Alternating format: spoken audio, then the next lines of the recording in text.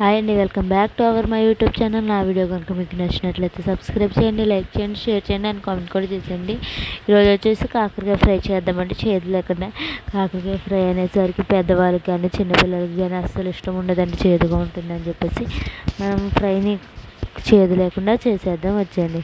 First మంచిగా కాకరకాయలు wash చేసేసుకుని వాటి పొట్టు మొత్తం చెక్కేసేయాలండి. చెక్కేసి వాటిని పొడిగ్గా నేను చూపించిన విధంగా పొడిగ్గా కట్ చేసేసుకుని వాటిలో ఉన్న గింజలు తీసి పాడేయాలండి. పక్కకు పడేసుకుని కాకరకాయలు మంచిగా నేను చూపించిన విధంగా చిన్న చిన్నగా కట్ చేసేసుకోవాలండి.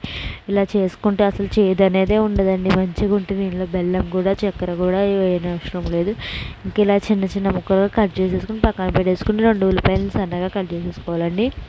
ఇంకా బాండి పెట్టేసి ఆయిల్ వేసేసి జీలకర్ర ఆవులు వేసేసుకుని ఫ్రై అయిపోయిన తర్వాత 2 సన్నగా కట్ చేసిన పచ్చిమిర్చి కూడా వేసేసుకుని ఫ్రై చేసేసుకోవాలి. ఇంకా అవి ఫ్రై అయిపోయిన తర్వాత సన్నగా కట్ చేసుకున్న ఉల్లిపాయ ముక్కలు కూడా వేసేసుకుని మంచిగా ఫ్రై చేయాలండి. వీటిని బ్రౌన్ కలర్లో వచ్చేటట్టు ఫ్రై చేసేసుకోవాలి మంచిగా. తర్వాత పసుపు కూడా వేసుకుని ఫ్రై చేసేసుకుని కాకరకాయ ముక్కలు వేసేసుకోవాలండి. కాకరకాయ ముక్కలు కూడా వేసేసుకొని మంచిగా వాటిని కలపాలంతా. ఉల్లిపాయ ముక్కలు మొత్తం కాకరకాయ ముక్కలు కలిసేటట్టు మంచిగా కలిపి మూత పెట్టి మగ్గనివ్వాలండి. ఇవి మగ్గిపోయిన తర్వాత ఒకసారి మూత తీసి మంచిగా లోపల నుంచి బయటకు మంచిగా కలపాలండి, అడుగు పట్టకుండా. కలిపిన తర్వాత సరిపడా సాల్ట్ వేసుకొని మంచిగా కలిపేసి మళ్ళీ మూత పెట్టేసి వీటిని ఎక్కువసేపు మగ్గనివ్వాలండి. ఇవి మగ్గితేనే చేదుగా ఉండదండి.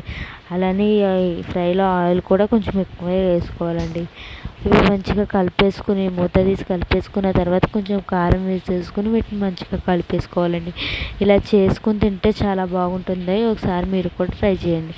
కారం వేసేసాక 2 మినిట్స్ ఉంచేసి దింపేసుకోవడమేనండి. అంతేనండి. మీకు కనుక నచ్చితే లైక్ చేయండి.